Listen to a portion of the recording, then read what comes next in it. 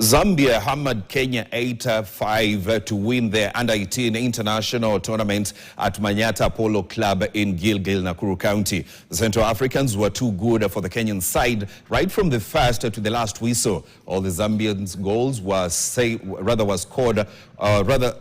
all the Zambian goals, save for one, was scored by captain and man of the match, Ryan Jellis, while Kenyan captain Lochi Mare scored all the 5 goals.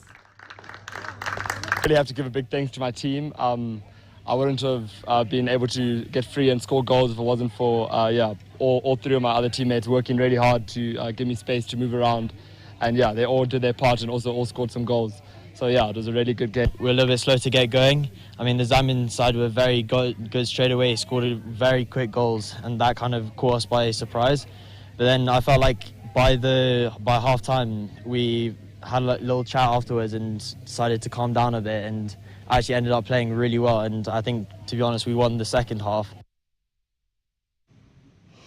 Let's now get to golf.